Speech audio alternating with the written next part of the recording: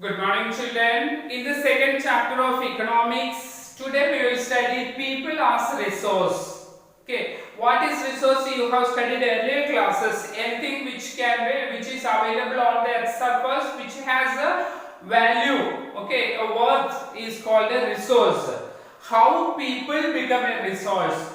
Population becomes a resource. We know that people as a resource is an explaining in this lesson. Okay, what is population? And population becomes an asset for the country or any nation's economy. How population is become an asset for any nation? We know that some of the countries where huge population is found, sometimes it becomes a burden for the government to feed the people. Okay, but how population also can become an asset for the nation instead of a burden. Sometimes it becomes a liability or a burden for the nation. Or some of the countries, we can take the best example as Japan, where population is an asset for the nation.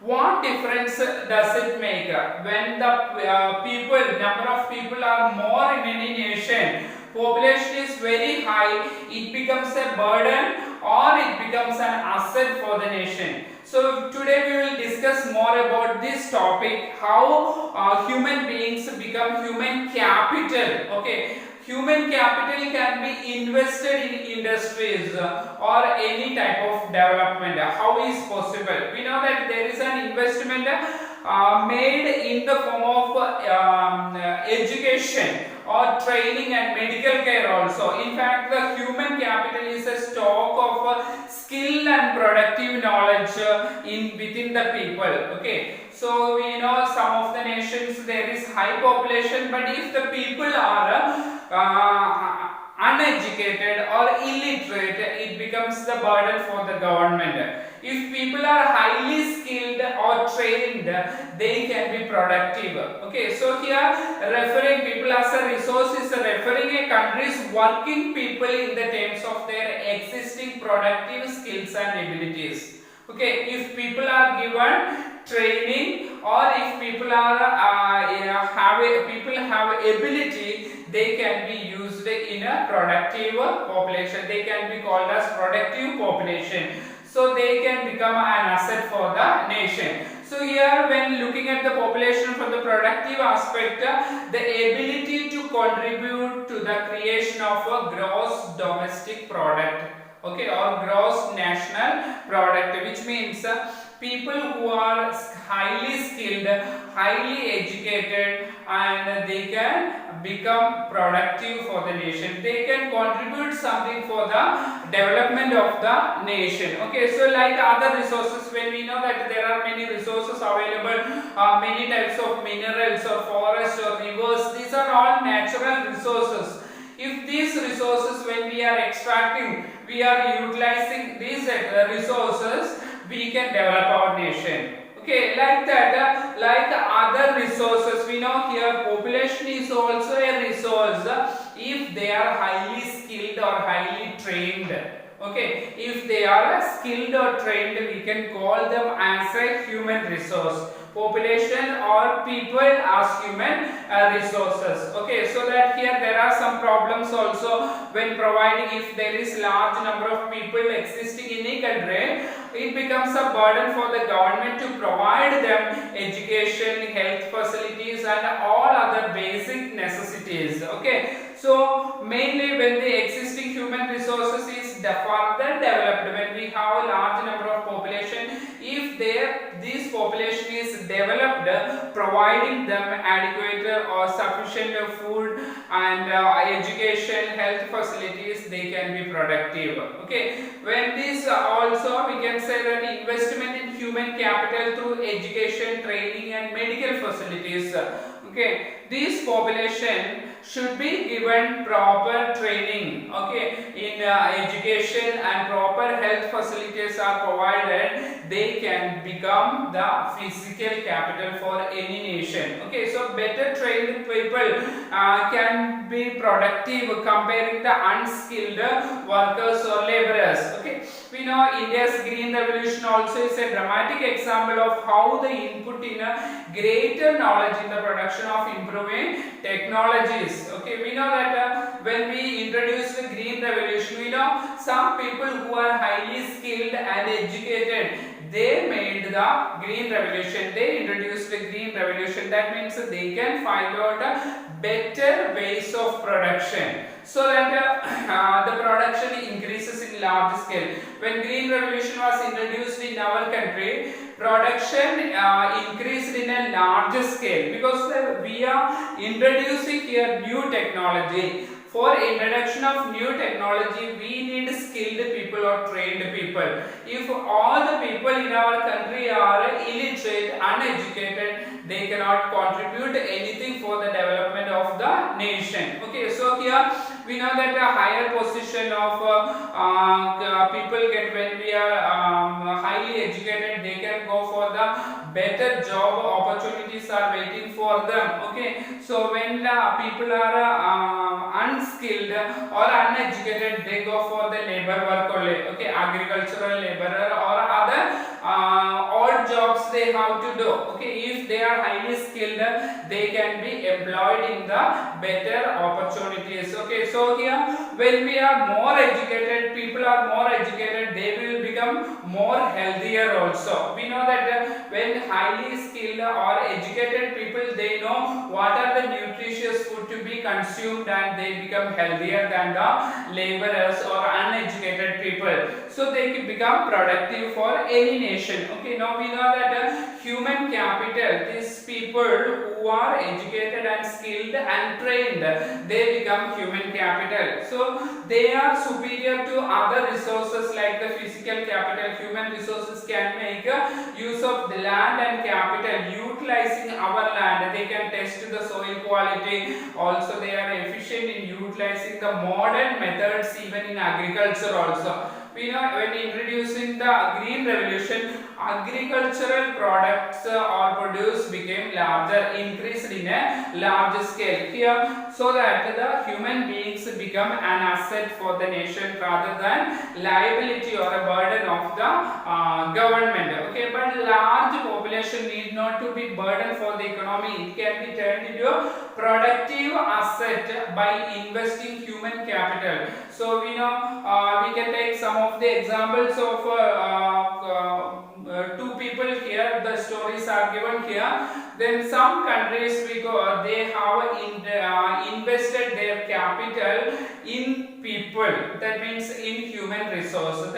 Giving training to the people and giving education to the people, or giving health facilities to the people, so that their quality improves. We know that there are this we can understand with the example of two people. One is the story of Sakal and another one his friend Vilas. Okay, these two candidates we will study that Sakal is living in and Vilas, both are living in the same village only. But Sakal was a 12-year-old boy. His mother Sheila looked after the domestic chores, and also his father Butta Chowdhury worked in the agricultural field. Okay, mother was taking care of the home and father was working in the agricultural field. So Sakal also helped his mother in the domestic chores. He also looked after his young brother Jitu and sister Situ. So that was the condition. His uncle Shyam has passed the matriculation examination, but he did not go to continue his education. Okay, but now Butta and Sheila were eager to teach Sakal. When he was a small child, and Sakal's parents wanted him to be educated, so they sent him to school, village school, and study, completed his higher secondary also. After that, Sakal's parents have taken loan from the bank, and again because they don't have money for the further education of Sakal, even though taking loan from the bank, and Sakal was sent to the for higher education, and he completed his computer graduation. So after completion of the computer education graduation, he came back to his village. Sometimes he got a job in the private firm, okay, in a private company also.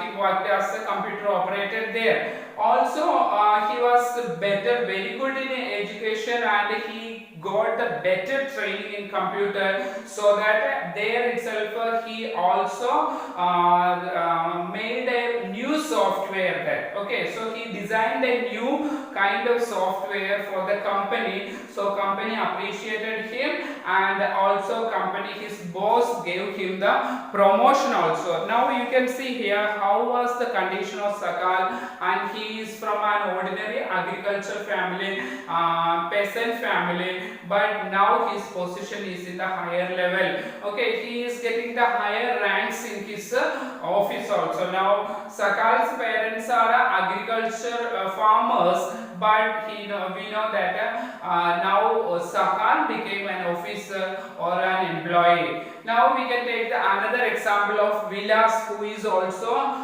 living in the same village. He was also 11-year-old boy residing in the same village of Sakal. Vilas' father Mahesh was a fisherman. His father passed away when he was only 2 years old.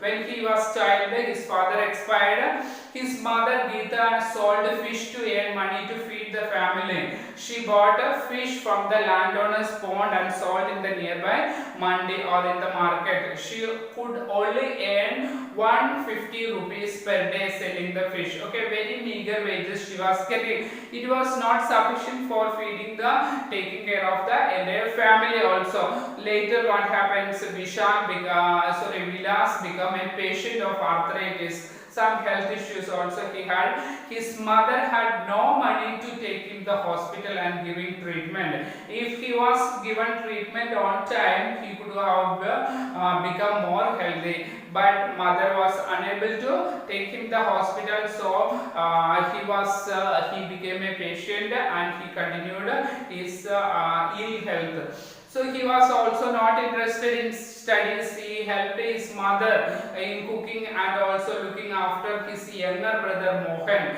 After some time his mother fell sick and there was no one to look after them. Then Vilas had to do the same work mother had done. Okay, selling fish and looking after his younger brother and his mother also. So now you can take that Vilas also continued the mother's same work and the same way. These two candidates, we can example take Vilas and Sakal. Both were from poor family and poor conditions, economic conditions they had, but the differences in their lifestyle. Okay, now the present condition we can understand economically Sakal is better and Vilas is in the same condition also. Okay, so these two cases we have studied, we can understand how people become as a resource. When we are giving the people good education and good training, they become skilled and they can be productive for the country, or they can take part in the development process of the country. In case of Vilas, he becomes a laborer or he will be working as a small laborer, so his income is also meager and he may not be productive for the country. Okay, so in case of Sakal, several years of education added to the quality of labor. Continuously he was studying and he got better education, and later on he became an officer or computer operator. Like that his physical condition or economic condition improved. Okay, so here we know that when continuously government provides the people of if the high population, they will be productive for the country. So unskilled laborers also can become skilled when they are given proper training. So investment in human resources that giving them education and medical care, so they can become the high rates of return from them. So if government is concentrating on the people, giving them higher education and better health facilities, government will get a very good income in return from these people. So the investment on people and the same type of investment in land and capital. When we are constructing any buying any machines for any industries beginning, that becomes an asset or that becomes capital for the industrialist.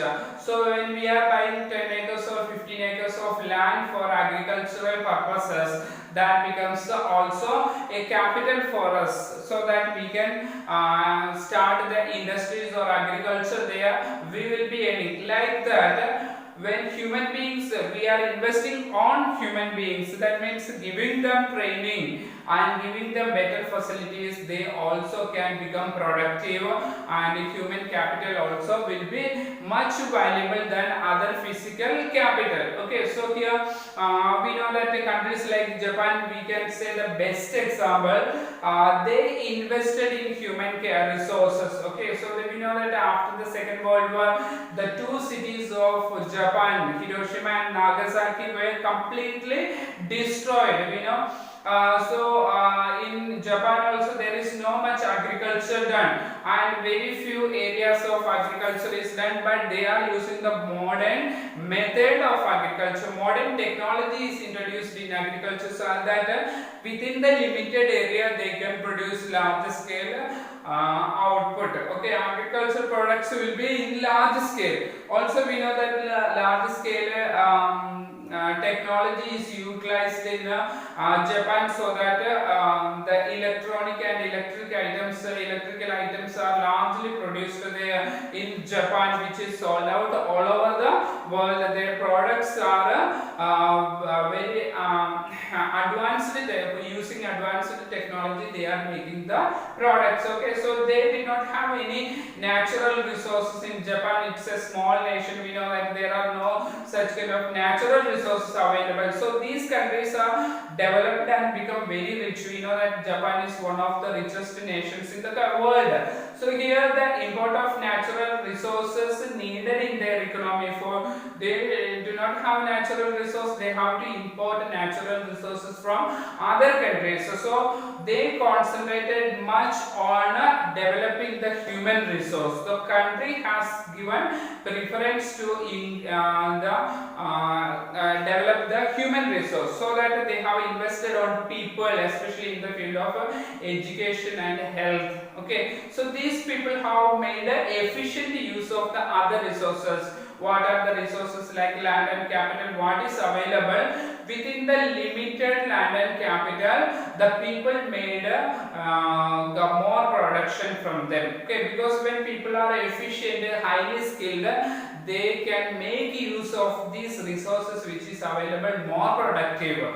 Okay, efficiency and the technology evolved by people have made these countries much developed and richer. Like Japan, India also can be. India is also developing. India also can be developed when we are concentrating much on the human resource, giving them training and making them efficient, so that our country also become one of the richest in the world in future.